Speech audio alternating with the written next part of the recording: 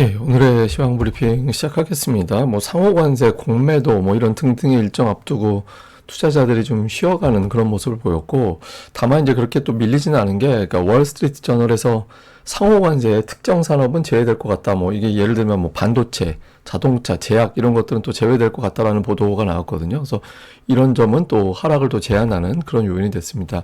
외국인들 지난주 엄청나게 매수했다가 오늘은 관망했는데, 근데 다만 이제 운송 장비 업종 제외하고는 매도하는 업종이 많았거든요.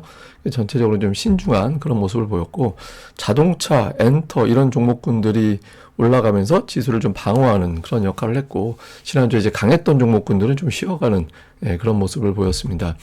오늘 코스피, 코스닥 전부 다 오후장 들어서 좀 흘러내리는 그런 모습을 보였거든요. 그러니까 오전에 이제 반짝하고 밀고 올라갔다가 삼성전자나 SK하이닉스 이런 대형주들이 좀 밀리다 보니까 오후장까지는 계속해서 흘러내리는, 특징적인 건 미국 선물이 플러스권을 제법 유지하고 있었음에도 불구하고 흘러내렸거든요. 그래서 투자자들이 아무래도 일정에 대한 부담을 가지고 있었던 것 같아요. 그리고 이제 코스닥은 플러스가 났는데 오늘까지 연속해서 음봉이 나오고 있거든요.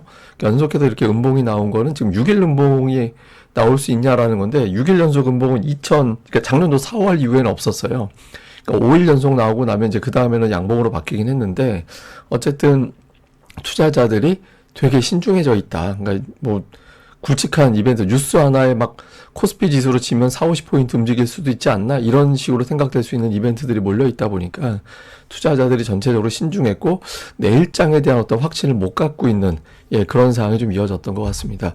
뉴스들을 챙겨보면 우선 관세 뉴스는 조금 완화되긴 했어요. 그러니까 잠시 소개해 드릴 겁니다만은 4월 2일 상호 관세, 자동차, 반도체 이렇게 특정한 산업보다는 그냥 국가별로 니네는 이만큼 이런 식으로 해서 상호 관세 포인트에 집중이 되는 거고, 산업에 대해서 이 산업은 이만큼 이렇게 구체적으로 부과하지는 않을 것 같다. 특히 자동차 같은 경우는 제외될 것 같다. 이런 보도들이 좀 나온 게 있었고요.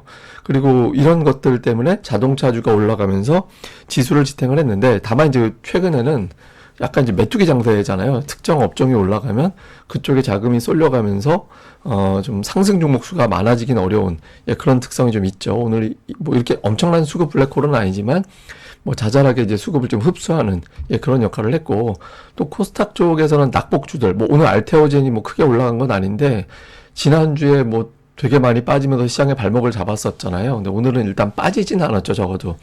그리고 이제 엔터주가 지난주에 혹독하게 또 빠졌었는데, 이게 좀 올라가는 그런 모습이 보였죠. 그러니까 지난주 후반부터 코스닥이 이제 과매도권으로 내려와 있는 상태다 보니까 좀 많이 빠진 종목들 중심으로는 매수세가 선별적으로 좀 들어오기 시작하는 그런 모습들도 관찰된 것 같습니다. 근데 이제 수급에서는 지난주에 이제 외국인들이 매수하면서 끌고 올라갔었잖아요. 근데 오늘은 운송 장비. 근데 운송 장비가 원래는 자동차하고 조선이에요. 그런데 하나에어로가 운송 장비 업종에 들어가거든요. 그래서 그쪽에만 이제 매수가 집중이 되고, 나머지는 특히 지난주에 엄청나게 매수했던 전기전자 업종은 오늘 매수를 안 했거든요. 그래서 외국인 투자자들의 매수 기조도 좀 주춤하다 보니까 전반적으로 이제 강하게 올라가지 못하고 눈치 보면서 장중 내내 좀 약간 하락 종목이 많은 상태가 오후장 들어서는 좀 이어지는 그런 모습을 좀 보였던 것 같습니다.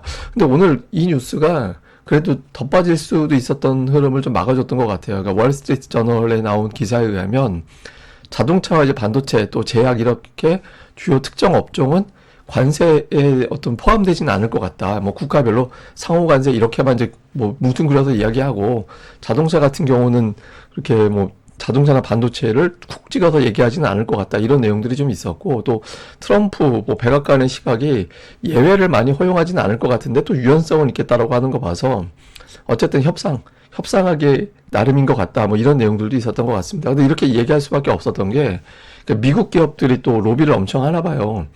그러니까 기업들이 이 관세에 대한 어떤 리스크가 있어서 이걸 좀 축소시켜 달라고 요청을 많이 하고 있다라고 하거든요. 대표적인 게 이번에 자동차가 빠진다라고 보도된 게 GM이나 포드 이런 데서 멕시코 통해서 부품이나 완성차 조달을 많이 하는데, 이게 만약에 그대로 관세에 부과가 되면 자칫 잘못하면 미국 자동차 제조업체들이 적자 날지도 모른다. 이런 식의 분석이 있다라는 거예요. 그래서 좀 아마도 자국의 어떤 발목을 잡을 결정은 안 할 것 같다. 그래서 자동차 반도체 관련해서는 생각보다 관세 부과율이 그렇게 높지는 않을 것으로 예상이 된다라는 거죠. 그래서 자동차주가 좀 올라갈 수 있는 그런 어떤 계기로 좀 작동을 했고, 이게 이제 관세 부담을 조금은 덜어주는 그런 역할을 했던 것 같습니다. 근데 아마 관세는 앞으로 뉴스 나오는 거에 따라 막 올라갔다 빠졌다 정신이 없을 거예요. 그래서 오늘은 이제 이 정도 뉴스가 나온 걸로 이제 좀 업종별로 반영이 된 정도 이렇게 보시면 될 것 같고요.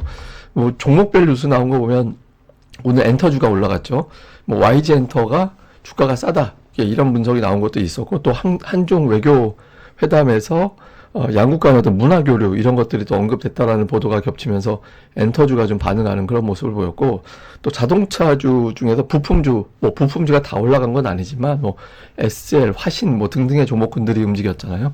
현대차의 어떤 글로벌 생산 증가, 해외 쪽에서의 어떤 생산 증가될 때 뭐 현지 공장이라든가 이런 것들을 갖고 있는 기업들이 수혜받을 수 있다 이런 분석이 나오면서 좀 반응을 했고, 그다음에 뭐 오후장에도 좀 빠지긴 했지만 이거는 이제 상법하고도 연결이 되는 사안일 수도 있는데 뭐 뒷부분에서 빠지긴 했는데, 이제 뭐 주가 부양을 위한 뭐 이게 이제 회사에서 상속세 내려면 뭐 주가 올라간다 이런 스토리로 가끔가다 엮는 종목군들이 있잖아요. 혹시 이 종목도 그렇게 엮지 않을까 이런 식의 어떤 증권사의 분석이 나오긴 했거든요. 근데 뭐 뒷부분에서 이제 빠지긴 했지만 어쨌든 이런 어떤 스토리를 갖고 있는 종목군들이 어떻게 나오는지 뭐 이것도 좀 볼 필요가 있는 것 같고, 다음에 이제 오늘 외신에서 어떤 게 있었냐면 그 아시아에서 어떤 신용시장, 그러니까 뭐 채권 얘기하는 겁니다. 그러니까 채권 발행이 좀 늘어나는 분위기다라는 거예요. 그래서 오늘 외국인들의 시장 참여가 축소된 게 혹시 이 영향 아닐까 이런 내용인데, 예를 들어서 한국석유공사나 아니면 포스코라든가 아니면 동남아의 어떤 유력한 기업들이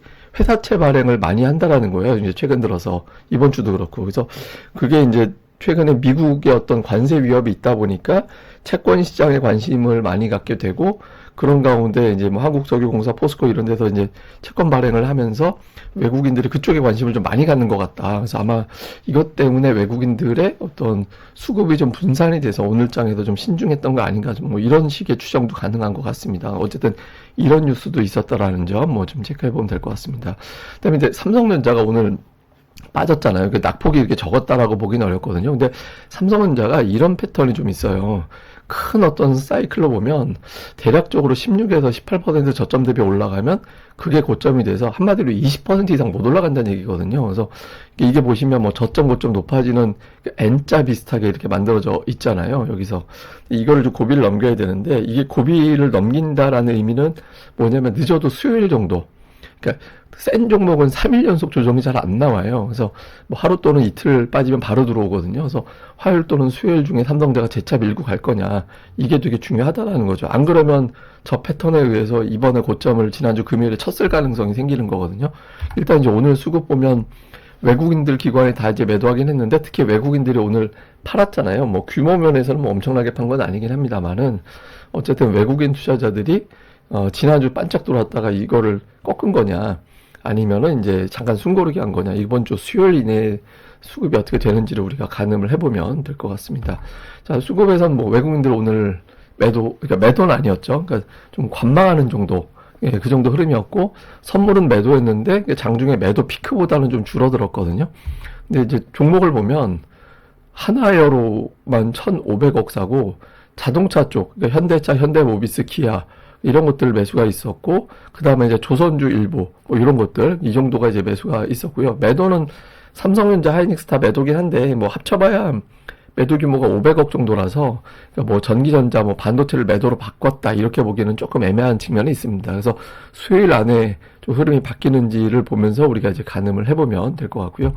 그 다음에 이제 기관들은 오늘 자동차, 뭐 현대차, 기아, 뭐 현대 글로비스, 모비스 뭐 등등의 종목군들 매수 있었고, 그다음에 업종으로는 또 금융, 여기 표기 안 돼 그 아랫단까지 보면 금융 쪽 매수가 많았습니다. 오늘 자동차 플러스 금융 쪽 매수를 좀 많이 하는 그런 모습을 보인 게 특징이었고요. 자, 코스닥 쪽에서는 이게 외국인들은 업종별 특징은 애매한데, 근데 제약으로 분류가 되는 기업들의 매수가 있었고, 2차 전지는 좀 매도 쪽에 가까웠어요. 그래서 제약 사고 2차 전지 팔고, 그 외에는 뭐 업종 내에서 이제 골라가는 그런 형태였고, 기관은 뭐 오늘장에서도 보면 일단 이제 그러니까 엔터주가 이제 매수 쪽에 좀 포진해 있는 게 특징이었고, 그러니까 최근 들어서 보면 그 반도체 매수가 전체 매수 상단에 보면 한 60% 정도 비중이었거든요. 오늘 그 정도는 아니었지만, 요 아랫단까지 보면 종목 수로는 여전히 좀 많이 있긴 했습니다. 그래서 엔터 플러스, 그러니까 반도체 요 구도를 계속 보였고, 이제 매도 쪽에서는 이제 조선 부품, 뭐 이런 것들, 그다음에 일부 반도체 중에서도 일부 종목은 또 이제 매도 쪽에도 들어가 있긴 했다. 근데 이제 지난주 매수했던 업종 기조에는 그렇게 큰 변화는 없었다. 이 정도로 보면 될 것 같습니다. 자, 일단 오늘 그 미증시에서는 지난주에 금요일에 지수는 플러스였지만 억지로 지수 플러스 만든 거였거든요. 대형주만 올라가서 그렇지. 근데 어쨌든 관세에 대한 어떤 리스크가 있는 시기, 그다음에 이제 연준 인사들이 이런저런 발언을 집중적으로 할 시기, 이 부분이 아마 시장에 영향을 좀 줄 텐데, 그럼에도 불구하고 이제 플러스를 만들어낼 수 있느냐, 요거 이제 되게 중요하고, 다음에 이제 지난주에 8%나 급락했던 마이크론 테크놀로지, 오늘 우리 증시가 코스피가 마이너스 가는데 결정적인 역할을 한 거잖아요.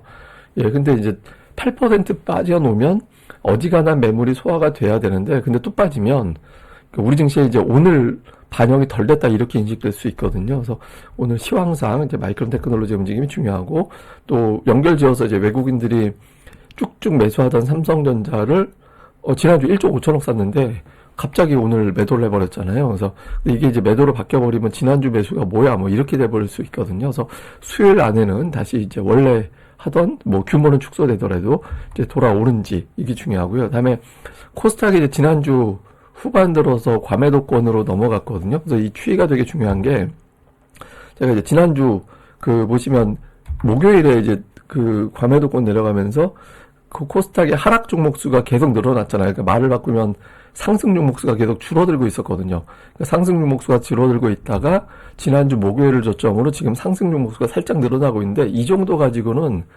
이거는 아무것도 아닌 거예요. 그러니까 이거 의미를 두긴 뭐하고, 이게 완전히 바닥을 치고 상승 종목수가 늘어나는 국면으로 바뀐다라고 하기 위해서는 1000종목이 넘게 올라가야 돼요. 1000종목이 올라가는 흐름이 나오지 않으면 저 정도 변화 가지고는 뭐 코스닥이 돌아섰다, 이게 뭐 상승 종목수가 늘어나는 쪽으로 바뀌었다 이렇게 단정하기는 어렵거든요. 그러니까 지금은 조심스러운 가운데 약간의 어떤 하락을 이용한 매수가 약간 가동된 거 정도라서, 이후에 이제 상승 종목수가 1000개 이상 나오는 날이 좀 등장을 해줘야 이제 좀 과매도를 확실하게 찍었구나 이렇게 보일 수 있어서 요 흐름이 되게 중요합니다. 근데 이제 예탁금이 돈이 들어와서 지금 증가된 게 아니라, 지난주에 외국인들이 엄청나게 매수하고 그 반대에서 개인들이 매도를 해가지고 그 매도한 자금이 이제 이틀 지나면 예탁금으로 들어오는 거잖아요. 근데 어쨌든 지금 돈이 생겼거든요. 뭐 돈이 생겼기 때문에 개인들이 다시 매수할 수 있는 돈은 생겼죠. 이게 코스닥에 단기적으로는 좀 지지 역할을 해줄 수는 있거든요. 이 자금이 시장의 안전판 역할을 하면서 상승 종목에서 1000개를 만들어낼 수 있느냐, 단기에. 예, 그렇지 않다면은 4월 초까지는 좀 어수선한 장이 이어진다라고 볼 수 있거든요, 코스닥도. 그래서 이게 이제 하루 이틀 안에 1000종목의 상승 흐름이 나올 수 있는지로 우리가 이제 시장, 뭐 코스피는 뭐 지수 따라 움직이는 거니까 이제 선물 옵션 영향도 있다고 하지만, 코스닥은 이제 요 위치에서는 좀 상승 종목수가 늘어나야 되는 타이밍이라서 그런 흐름이 나올 수 있는지 이걸 좀 잘 살펴봐야 될 것 같습니다. 예, 그럼 또 오늘 하루 또 잘 보내시고요. 저는 또 다음에 뵙겠습니다. 이 방송 구독하기 그리고 좋아요까지 꼭 좀 부탁드립니다. 감사합니다.